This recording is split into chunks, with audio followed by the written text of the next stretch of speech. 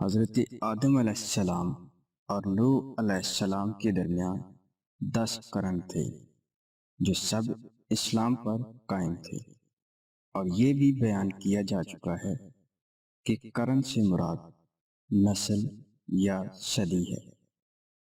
ان نیک لوگوں کے بعد ایسے واقعات پیش آئے جن کے نتیجے میں لوگ بت پرستی میں مبتلا ہو گئے۔ اس تبدیلی کا سبب اس روایت سے واضح ہوتا ہے جو امام بخاری رحمۃ اللہ علیہ نے اس آیت مبارکہ کی تفسیر میں ذکر فرمائی ہے، اور کہنے لگے کہ اپنے معبودوں کو ہرگز نہ چھوڑنا، اور ود اور یغوث اور یعوق اور نصر کو بھی کبھی ترک نہ کرنا۔ حضرت عبداللہ بن عباس رضی اللہ تعالی عنہ نے فرمایا، یہ نوح علیہ السلام کی قوم کے بعض نیک آدمی کے نام ہیں۔ جب وہ فوت ہو گئے تو شیطان نے ان کی قوم کے دل میں یہ بات ڈال دی کہ جہاں وہ حضرات بیٹھا کرتے تھے وہاں بت بنا کر رکھ دو، اور ان کے وہی نام رکھ دو جو ان بزرگوں کے تھے۔ انہوں نے ایسا ہی کیا۔ اس وقت بتوں کی پوجا نہیں ہوئی۔ جب وہ لوگ فوت ہو گئے اور علم مٹ گیا تب ان کی پوجا ہونے لگی۔ حضرت عبداللہ بن عباس رضی اللہ عنہ نے فرمایا، نوح علیہ السلام کی قوم کے یہی بت بعد میں عرب میں پوجے گئے۔ امام ابن جریر رحمۃ اللہ علیہ نے اپنی تفسیر میں محمد بن قیس رحمۃ اللہ علیہ سے روایت کی ہے، انہوں نے فرمایا، یہ حضرات آدم علیہ السلام اور نوح علیہ السلام کے درمیان کے زمانہ کے اولیاء کرام تھے۔ ان کے کچھ پیروکار بھی تھے، ان کے طریقے پر چلتے تھے۔ جب وہ فوت ہو گئے تو ان کے پیروکاروں نے کہا، اگر ہم ان کی تصویریں بنا لیں تو ان کی یاد کی وجہ سے ہمیں عبادت کا شوق زیادہ ہوگا۔ چنانچہ انہوں نے ان کی تصویریں بنائیں۔ جب یہ فوت ہو گئے اور ان کی جگہ دوسرے لوگ آ گئے تو ابلیس نے ان کے دلوں میں وسوسہ ڈالا کہ تمہارے باپ دادا ان اولیاء کرام کی عبادت کیا کرتے تھے، اور انہی کی وجہ سے انہیں بارش ملتی تھی۔ چنانچہ ان لوگوں نے ان کی عبادت شروع کر دی۔ ابو المطہر سے روایت ہے کہ ابو جعفر محمد باقر نماز پڑھ رہے تھے کہ حاضرین نے یزید بن محلب کا ذکر کیا۔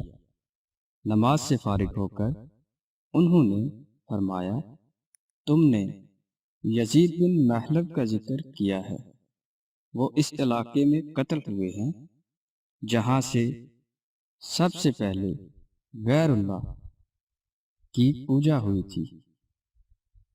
انہوں نے ود کے بارے میں بتایا، وہ ایک نیک آدمی تھا جو قوم میں ہر دل عزیز تھا۔ جب وہ فوت ہو گیا تو لوگ بابل میں اس کی قبر پر بیٹھ گئے اور بہت زیادہ غمگین ہوئے۔ جب ابلیس نے ان کا غم دیکھا تو انسانی صورت میں ان کے پاس آ کر کہنے لگا، میں دیکھ رہا ہوں کہ تم ان صاحب کی وفات پر بہت دل گرفتہ ہو، تو کیا میں تمہیں اس جیسی ایک صورت نہ بنا دوں جو اس کی جگہ رکھی جائے اور وہ اس کی یادگار بن جائے؟ انہوں نے کہا، ہاں بنا دو۔ اس نے ود کا ایک بت بنا لیا۔ انہوں نے اسے چوپال میں رکھ لیا اور اسے یاد کرنے اور اس کی باتیں کرنے لگے۔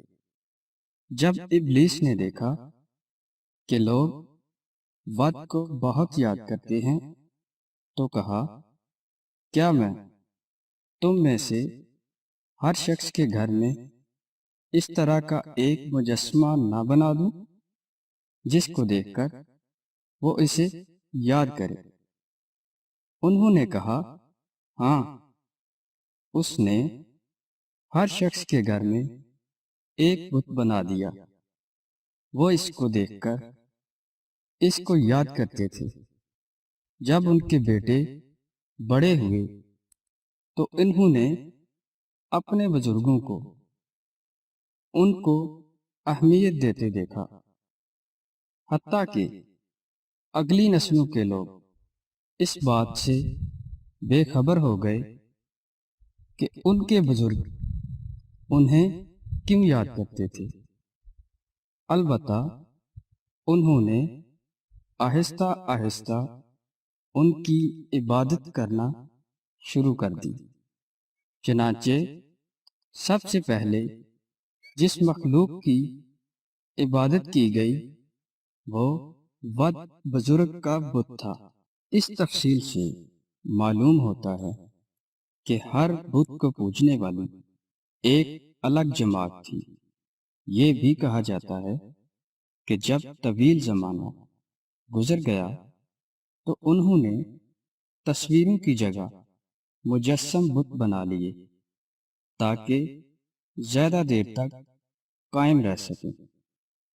یعنی پہلے تصویریں بنائی گئیں، پھر بعد میں تصویروں کے مٹ جانے کے خوف سے مجسمے بنائے گئے۔ بعد میں ان کی عبادت ہونے لگی۔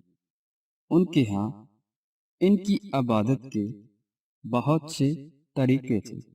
حضرت ام سلمہ اور ام حبیبہ رضی اللہ عنہا نے حبشہ میں جو گرجا دیکھا تھا اس کا ذکر رسول اللہ صلی اللہ علیہ وسلم سے کیا۔ اس کا نام ماریہ تھا۔ انہوں نے اس کی خوبصورتی کا ذکر کیا اور اس میں جو تصویریں تھیں ان کا ذکر کیا تو رسول اللہ صلی اللہ علیہ وسلم نے فرمایا، ان لوگوں میں جب کوئی نیک آدمی فوت ہو جاتا تھا تو اس کی قبر پر مسجد تعمیر کرتے تھے اور اس میں یہ تصویریں بناتے تھے۔ اللہ کے ہاں یہ لوگ مخلوقات میں بدترین ہیں۔